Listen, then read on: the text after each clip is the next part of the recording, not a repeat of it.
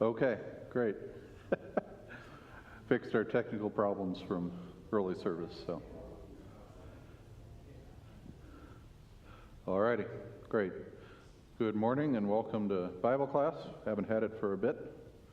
We're going to keep going with hymns, I don't know, at least the next couple weeks, and then there's some ideas going back and forth about what we'll do for this summer, but we'll see how that goes. But it's Good Shepherd Sunday, and so we're talking about Good Shepherd, and especially the opening hymn was the hymn of the day. So who do you trust? What are the voices that call you? A mother calls her children to get ready for bed. A teacher calls students to come in from the playground to get ready for class. Police officer commands stop. Doctor says to the patient, we must talk. Young man on bended knee asks his beloved, will you marry me? We hear and trust many voices. Yet there are other voices that call, the voice of advertising that says, you can't live without this. The voice of temptation that says, you owe it to yourself. The devil asking, did God really say? We hear and doubt many voices. But Jesus says that my sheep hear my voice, and I know them, and they follow me, and I give them eternal life. So how do you decide whether or not to trust what someone says? Some degree it's the source, the person. Okay, the source, yeah. Like, shoot, I can't think of his name now, the expert from Western Michigan that always came down. Oh, right. Oh, Yep. something like that. Whatever comes out of his mouth, you're going to believe. You just Right. feel like it's researched, it's fact. It's, Yep. You just, yeah. Okay. Many times we trust our friends because we know them. Right, so there's that personal connection, personal relationship. Yeah, that's why we trust people. Yep. Okay, any other thoughts? Trust your family. Trust your family, yep, kind of goes along with that. When I used to teach, I always had a chapter on advertising. And I think that we talked a little bit about shopaholics and how it gives you a high, Yeah. you think you found a bargain, whatever, is, then you go home and you find something very close to it in your closet already. And so I think I used to try to urge my students to not to buy something on impulse, but to think about it, even if it's just think about it for an hour or two before you go out and buy something, because it does, it gives you a dopamine high. Yes, to think definitely. you found a bargain. Yeah, it either gives you that high or the advertising tells you about a lack you didn't realize you had, and then how they can fill that lack that you didn't realize you had, right, yes. Yeah, so that kind of goes along with one of the other trust things, follow the money, or try and figure out, what, are they doing this out of your best interest, or is there saying this out of the best interest, some ulterior motive, something like that. Benefiting from. Yeah, who benefits, yep. Yeah. Good. All right, and so is it possible to ever fully trust anyone?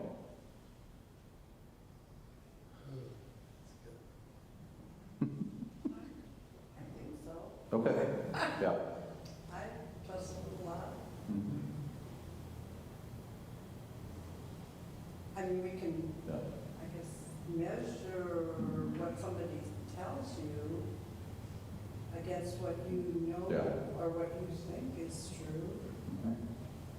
Definitely we can trust God. We have the assurance that His word is true. Mhm. Makes you ask the question though, when you watch some of these, Right. I haven't seen one for a while, but these, like evangelists, Yeah. where, Mhm. and the number of people who are there, who are just sucked into everything. And there might be a touch of truth going through someplace, Mhm. but there's also a lot of not truth. Yep. And people buy it. Yeah, that's always that challenge, it's not necessarily full out lies, it's like half-truths or mistruths or things that make it sound good. And so again, that's part of why it's sometimes hard to trust people. So we get a lot of phone calls. Okay, Phone calls. Yeah. It sounds so real. yeah, And that's the. Right, yeah, I mean, now we're getting to AI pictures, AI phone calls, AI videos, you know, well, with those deep fake kind of things, yeah, how do you tell what's real and how can you trust what's going on that way? Yeah. Advertising's just everywhere. I mean, it's just so, we used to, and I have to admit, I went on Instagram originally to see pictures of my granddaughters. And now the pictures last about 30 seconds and then it's advertised. Yep. And it's just, We're not into it yet. First one. I'll get you a so Okay, sure. Right now, just trust. All right, good. All right, so again, we're looking at, of course, you know, for Good Shepherd Sunday, we'll look at Psalm 23 and John 10 and this. And so, could someone read the first verse here of Psalm 23? The Lord is my shepherd, I shall not want. All right. Verse states the theme of the entire psalm. And so what's the comfort in that confession of trust in that first verse? the Lord will provide everything you need. The Lord will provide everything we need, right? It's complete. Look at the birds of the field and how they Yeah. are cared for. Aren't we much better or not better? Isn't God going to care for us like he does them? Are we better? All right. What challenges in your life put this confession of trust to the test?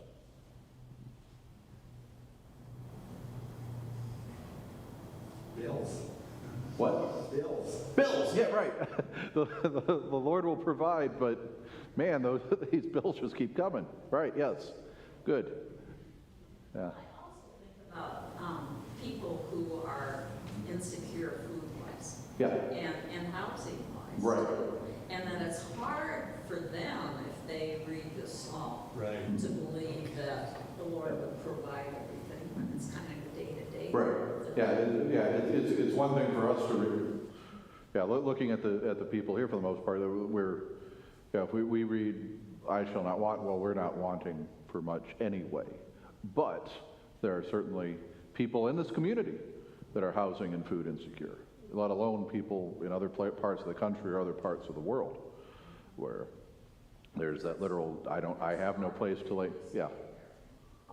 So. Give us this day our daily. Give us this day our daily bread, because that's all I can depend on. So, because I can only take it a day at a time, right? So. All right, could someone read the next couple verses here, Psalm 23? He makes me lie down in green pastures. He leads me beside still waters. He restores my soul. He leads me in paths of righteousness for his name's sake. All right, so what 4 actions does the shepherd undertake here? So what are the verbs? Is that another way to look at this one? Lie down, lead, restore. Yeah. Provides food and water, Mm-hmm. guidance, Yeah. right? Yeah, so makes me lie down, leads me beside still waters, leads in path of righteousness, and restores. Yeah. So how have you seen those in your life?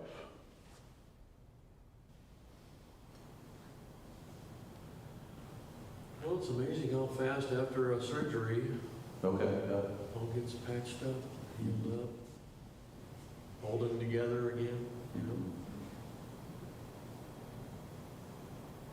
Well, I think sometimes you just have to let whatever you're worrying about just go and trust God. And you just have to pray about it and say, there's nothing I can do. Yeah. Lie down in the green pastures and maybe try to Yeah, take God in. Be still and know that I am the Lord. God, right. But also in making a decision, sometimes, you know, you can sort of feel like it's difficult. And sometimes you just have to let go and Literally go. I was driving through Ames the other day, a nice sunny afternoon, and right past the Hilton and Jack Trice, and then out to the left, I was looking at the golf course, of course, Right. Coldwater. But halfway across the soccer field, there was a young lady laying out there all by herself, 100 yards from anything, laying out in the sun, just soaking up the sun. Yeah, the kind of peace that comes, yeah, by being alone, yeah, and still, grounds of still water. Yep. Don? I was just going to comment on a personal situation as far as those verses are concerned, is that Judy and I had decided we were going to take a job at the University of Nebraska. And I got butterflies in my stomach and couldn't call for a couple hours to accept. And within 2 hours, somebody from Iowa State called and said, "How would you like to apply for a job at Iowa State?" And the rest is history. But Yeah. that was a good example for me personally of those verses. Yeah.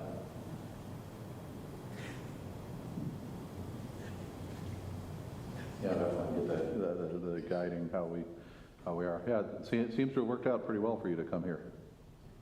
Lasted a little bit. I have regret. Yeah. Just have to remember the verse, "Be still and know that I am God." That covers all of those things, because you just have to kind of let yourself out of it. Yeah.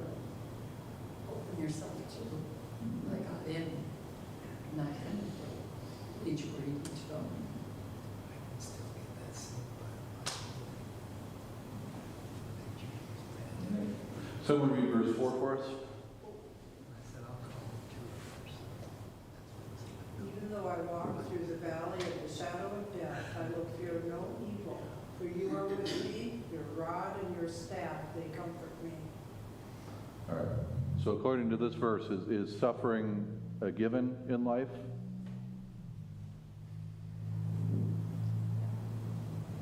Even though, Yeah, even though it's kind of implied, expected that we'll walk through a valley of the shadow of death at some point.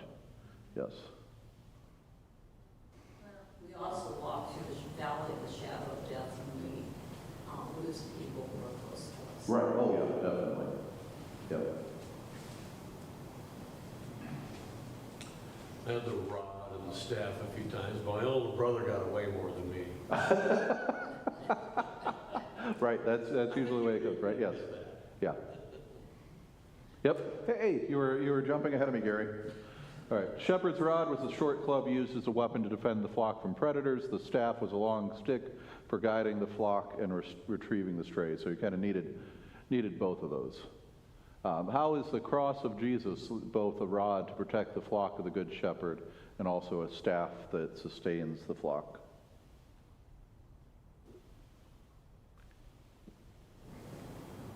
Go back to the definition. No, go back to the definition again. Yeah. Oh, yep. Yeah. So shepherd's rod is a short club used as a weapon to defend the flock, and then the staff is so the rod's the definitely you defend and the right.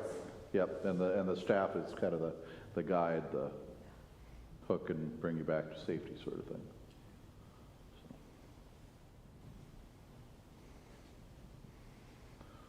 All right. Okay, could someone read verse 5? And maybe verse 6. Prepare a table before me in the presence of my enemies. You anoint my head with oil, my cup overflows. Surely goodness and mercy shall follow me all the days of my life, and I will dwell in the house of the Lord forever. All right, so the scene changes from open fields to a setting of hospitality. As sheep of the Good Shepherd's flock, what table does he set for us? This phrase has always kind of concerned me a little bit. Okay. You prepare a table in the presence of my enemies. It's Yeah. sort of like, Right. So I mean, yeah, the two ways. How do you interpret that? Is it I'm eating, and I'm surrounded by enemies, but I know I can eat in safety, and so it's kind of either at least a focus on protection on me, or maybe even a bit of a taunting of the enemies. Of look, I can sit here and eat in peace, while you're all snarling and surrounding me, whatever, and wanting to eat me. So that, or is it in the table in the presence of my enemies, does that mean the enemies have become people that eat at your table, or have they become not enemies anymore? My Are- thoughts of it a little bit is, I'll show them. Yeah, and I think It's that, like getting back to Yep. the enemies. right, yep. Yeah, like if, David, King Shepherd, if he's,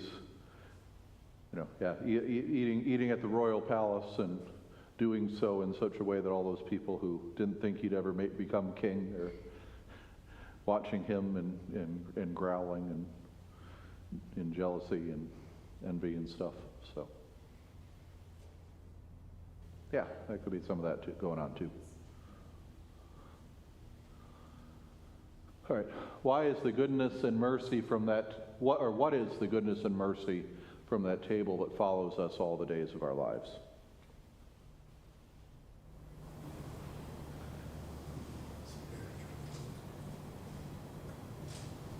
Good things, blessings, and forgiveness. Life, promise of life. Yeah.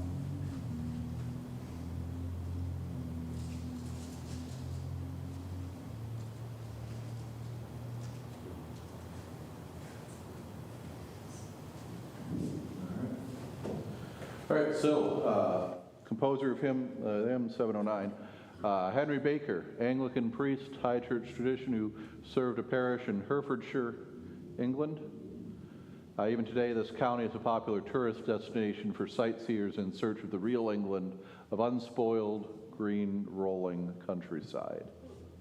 So, Scenic Domain was coupled with Baker's own rich vision of the Christian life, shaped by the gospel and sacraments within the living traditions of the church. He was a strong advocate of the views expressed within the Oxford movement, which was a movement within Anglicanism kind of that tried to become more Catholic in a sense, and also Newman was one of the big people out of that, and that's why the Anglican or Episcopal student centers at college campuses are called Newman centers sometimes. So the rich resource of images and allusions drawn up from the church and the land found deep expression in Baker's hymn paraphrase of Psalm 23. Although he asked a guy named John Dykes to compose a tune, we use in our hymnal we use St. Columba Irish hits tune that kind of creates that idyllic atmosphere, breathes the air of the English Shire and the Irish Glen. Can you think of a couple other hymns that you like? The text and tune work really well together. This is meant to be kind of just a what is this thinking of, not a quiz, Gary. So you're not going to fail this. And if you can't think of anything, that's fine too. It can be a challenge sometimes because now that we, some hymn tunes have changed over the course of hymnals, or some hymn tunes are used for multiple hymns, that kind of thing. But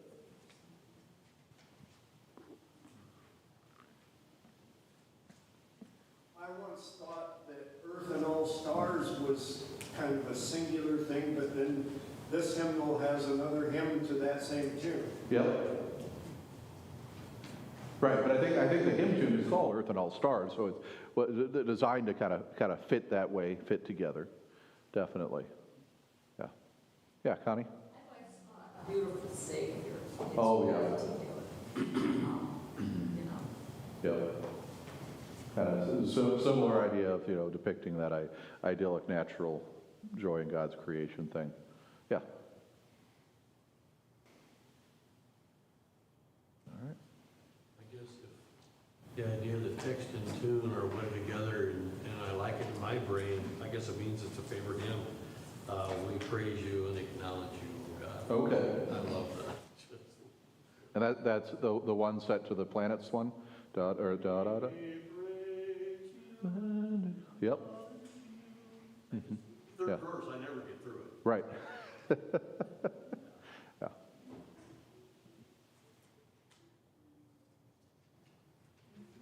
There was another one I was thinking of, but I'm not finding All right. it. All right, well, let's get into the hymn. So again, like Martin Luther, Baker held that music could preach the text.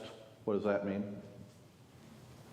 Makes you think about it. Make you think about it, right? And that the music makes you that helps show the text. And again, we kind of hear that Mason's the best at it, but Zach and Emily will do it sometimes too, in terms of how they adjust their arrangements to kind of match the text. Like every so often, like when there's something talking about like discord and strife, Mason will make it'll sound like bad notes, wrong notes, but it's intentional. Or when it talks about being silent before God, then we have he'll drop out, so we're singing a cappella. Some of those kind of things to kind of help emphasize what the text is saying. Yeah, Connie. Well, yes, you can preach the text, but also the way it's interpreted Okay. has a lot to do with preaching the text, because you can sing a song perfectly as far as the music is concerned. All the counts are correct. Right. The rhythm is right and everything. But it's the way you interpret it that really gets the message across. And Good. that's the part that's the right brain part. Yeah. So Jan Lee was, she had this thing where she would assign, as the members know, Yeah. a lyric leader. Yeah. And on the final Thursday night practice of the song, when we were going to sing it Sunday, the lyric leader was to have researched the composer or something, and it was based on a Bible verse or something, and it really tuned you into actually listening to the words you're singing. It was a really good project that she had. Lyric leader. I think sometimes too, people remember, you can reconstruct the text when you have the tune in your head. Yes. Right. I may combine several verses to make the Right. one in my head, but No, it helps you remember, you're right. Yeah, singing can help with memory and can even affects a slightly different part of your brain than speaking, and so that can help. I mean, every so often we get people talk about some song that is how they can still remember all the books of the Bible. I mean, I know the fruits of the Spirit because of the simple song. Those kind of things. And again, Luther, in our hymnal, we have these hymn texts from Luther that are about the creed and the different parts of the catechism. We get to be this is to help you learn and remind you of that. So, yeah, good. All right, so this hymn paraphrases of Psalm 23 is set to the tune of the Irish folk melody, St. Columba. How does the Celtic melody color the images of this text? And again, hymn 709 if you're looking along in a hymnal.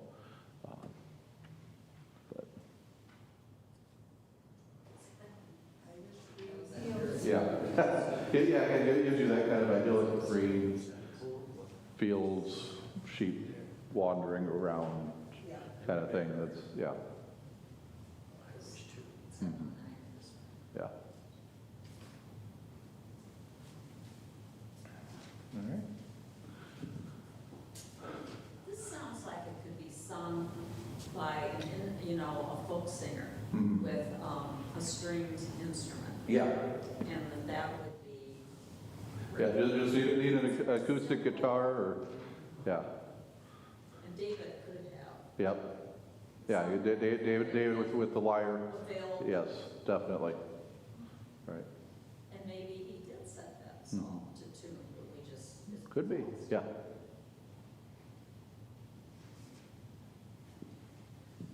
All right. All right, so what's gained with the text and music together, and is anything lost, though, by having the text and melody like that? Didn't someone, I don't know who it was, I think that we talked about this when Quinn Tipping was our director. And he gave us a little bookmark before he left, that when you sing something, you pray twice with the Yeah. words and which are from your head. This is paraphrasing what he said, but was thinking that, I don't know if Luther said that, but some theologian said. I think I've heard it attributed to a couple different people. I'm not sure who to fully credit with it, but yeah, if you sing, you pray twice.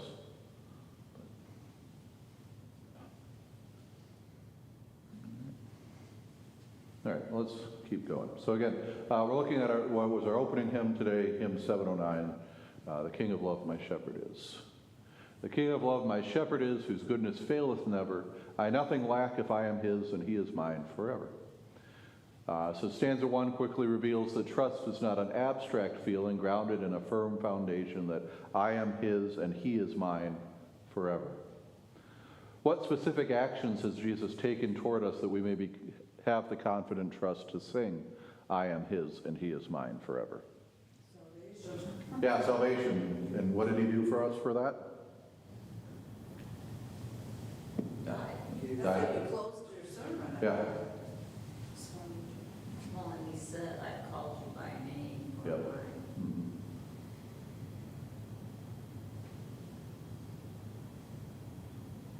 And as we sang, I am Jesus' little lamb. Right. Unless it's too bad, we'll do those after.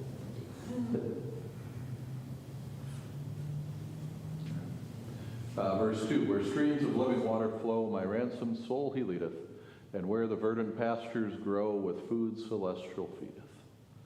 All right, in stanza 2, the text proclaims, where streams of living water flow, my ransomed soul he leadeth.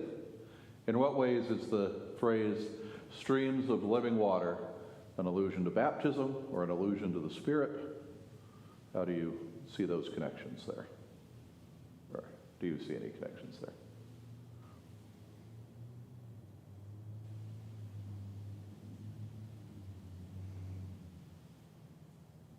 I don't think like more is a spirit, just a constant flow, constant.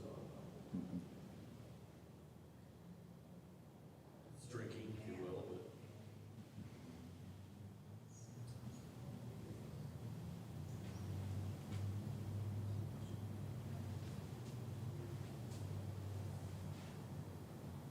I never thought of that as baptism, but it sure Mhm. is.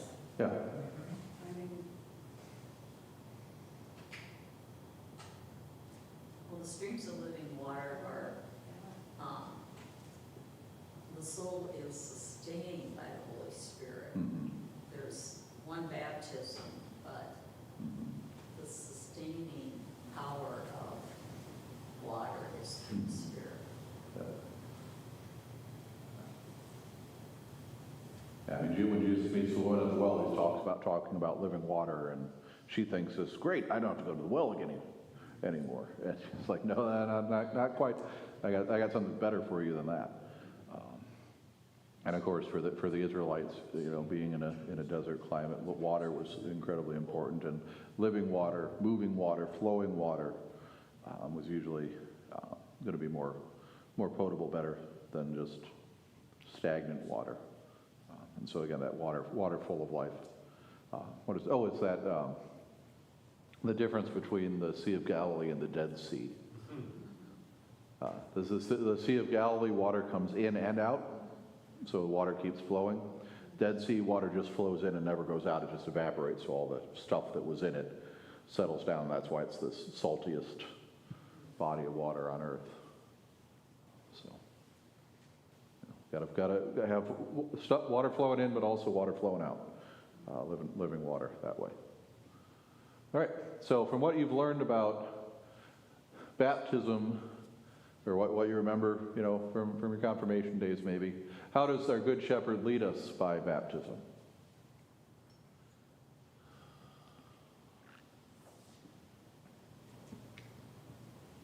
if we remember we're a baptized child of God, Yep. it leads us through our days.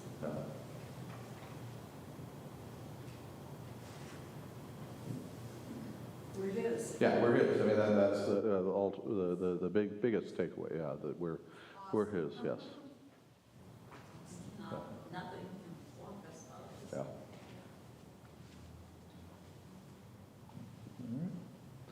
Yeah. And closes with with food celestial feedeth, and we'll hear about transport of delight in flowing from the pure chalice in verse 5.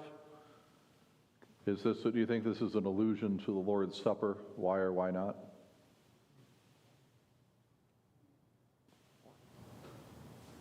I mean, that's always both a good thing and a danger. You know, just because there's water in the Bible, does that mean it's a baptism connection? Just because there's bread in the Bible, does it mean that there's a Lord's Supper connection? Those kind of, you know, yes, there can be sometimes, but you also don't want to necessarily stretch things, bend things out of shape, stretch things too far.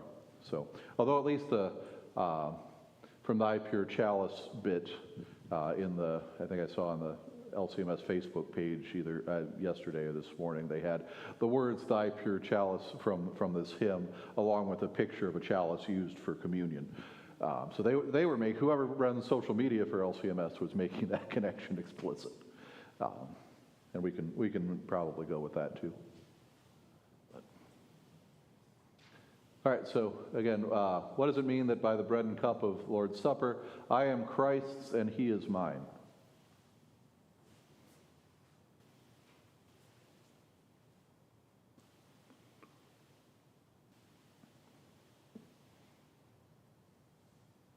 We're very interconnected. Very interconnected, yep. Yeah, you are what you eat, sort of, and so, yeah.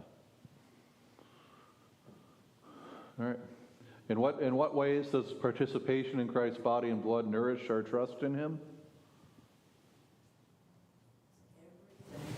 Yeah, you know, it's, we celebrate the Lord's Supper. We call it communion because it brings us in closer community with Christ and each other. And so, all right, perverse and foolish oft I strayed, but yet in love he sought me, and on his shoulder gently laid, and home rejoicing brought me. Now, of course, so the author had this verse on his lips when he died, apparently, in 1877.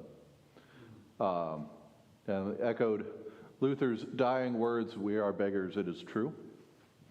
Regardless of our condition in love, Christ seeks us." And also note, this is the one verse, you know, that we were talking about how this hymn's versification, hymn arrangement of Psalm 23. This is the verse that isn't in it, in Psalm 23. They grabbed the good shepherd, or the lost sheep imagery. I'm going to say we got the lost coin and the lost son, but we don't have a lost sheep parable window here. But you know, that the lost sheep on his arms, that I strayed, he sought me, and in his shoulder gently laid, and home rejoicing brought me. Pure gospel there. Pure gospel, yes, definitely. Have the image there of the staff with the look up. Yeah. And catching Yeah. the lamb by Yeah. the leg. Oh, was it a couple of years ago? I remember there was a video that went around of a sheep that gets stuck in a ditch. The shepherd pulls it out, and then it starts hopping away and gets stuck in the ditch further on, immediately after having gotten pulled out. And like, that's us. That's us. Thanks God for pulling me out, but got stuck again. Help. Yes. All right. In death's dark vale, I fear no ill. With thee, dear Lord, beside me. Thy rod and staff, my comfort still. Thy cross before to guide me. Goes on to show the full extent of Christ's love. What's the height of Christ's love, and what action of his love is alluded to in verse 4?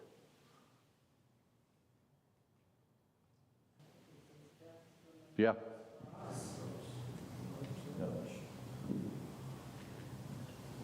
Yeah. Luther said about that the most important thing about when we confess he descended into hell in the creed, the most important part of that is that it means there's nowhere we can go that Jesus hasn't been there first, and there's nowhere we can go that Jesus is not still Lord there. So, yeah. So again, even in death's dark vale, he's with us, and the cross is always before us to guide us. All right. Again, Jesus cries out, "Why have you forsaken me?" In Matthew, and he's quoting a psalm, and that's one of those important things to remember.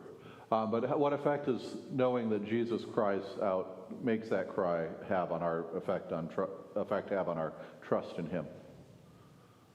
Yeah, Connie? That was his humanity. Yeah. You know, my Lord, why have thou forsaken me? He felt like God had turned his back on him. Yeah. And so, you know, there are times in our lives when we may feel that way. And he felt it. Yeah. Right. So again, he's been through it all, and so he was forsaken so that we're not forsaken. All right. Thou spreadst a table in my sight, thine unction grace bestoweth, and oh, what transport of delight from thy pure chalice floweth. And so through all the length of days thy goodness faileth never. Good shepherd, may I sing thy praise within thy house forever. Closing two stanzas sing of a life of trust that flows from Christ's cross in the new life that's revealed in his resurrection. Any other, as we've gone through, you know, we've kind of focused in on, okay, here he is in his ministry, here he is focusing on, you know, alluding to what he did on the cross for us. Are there any connections, any allusions to Easter in the hymn? Celebration. The celebration, right, yeah, so, well, I mean, even that table in the presence of my enemies, one of the great pictures of the end is, you know, of when God returns and makes everything new again, is that idea of a feast, of a, you know, what is it? Jesus had said he would not drink of the wine Right. and bread again until he Yeah. celebrated it. in his Yeah. kingdom. And so Right. So yeah, he's not going to eat again until drink again until that happens. Then that implies that's going to happen. And we get you know, Isaiah's holy mountain, the big final things, a big wedding feast there. We get how Revelation ends in a sense too. You know, because what's the rule on difference between a tragedy and a comedy. In a tragedy, everyone dies. In a comedy, there's a wedding. And so that's how you know what kind of story you're dealing with. If it's a tragedy, everyone dies at the end. If it's a comedy, everyone's happy. There's a wedding at the end, and so everyone lives happily ever after. So, yeah. All right. And again, the resurrection reveals that thy goodness faileth never. Reminder that again, even in those dark days of Good Friday and Saturday, when it looked like death had won, that Jesus' love never failed me yet. In what ways is our trust in Christ tested and strengthened when the promise of Easter is hidden under the experiences of Christ's cross that we share?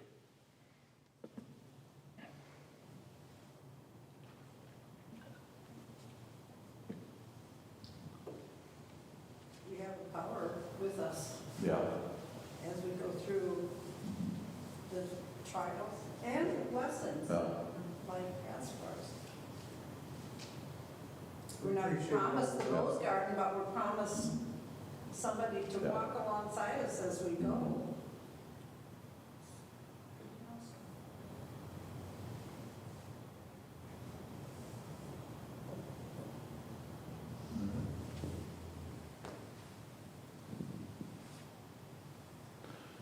Good Shepherd, may I sing thy praise. Not everyone who has lived in an agrarian setting where sheep are common. You know, here in Iowa, it's somewhat more agrarian than some other places. And I know we've had students that have come through that have had sheep. My nieces have some sheep. And some who sing this hymn may have always lived in an urban setting, have no personal familiarity with that idea of a shepherd and a sheep. But what elements of transcend the pastoral imagery of Psalm 23? So what can you appreciate even if you don't know all the country stuff, all the rural agrarian farm stuff? Yeah.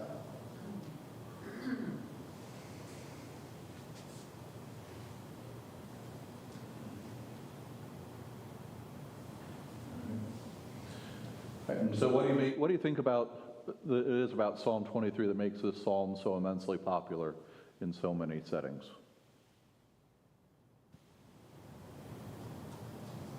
Seems to say it all. Seems to say it all, yeah. If you really think of what all those words are, It's the one song that many people people don't Yeah. know. they won't know any of the others, but they. Yeah, I mean, and it's,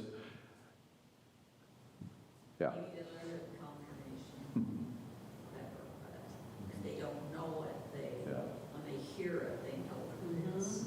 Right. Yeah, it's one of those things that in some ways, yeah, is, transcended culture, yeah, it entered the popular culture without, you don't have to be connected to a church to know it necessarily, then it gets alluded to in lots of different ways. We have the last phrase, and I will dwell in the house of the Lord forever, is above the entrance to First Lutheran in Boston. So, All right. And that's it. So thank you all for coming. Again, I think we'll probably keep going with the hymns the next couple weeks, and then some different possibilities for what we'll do in the summer. Thank you all for coming. Thank you.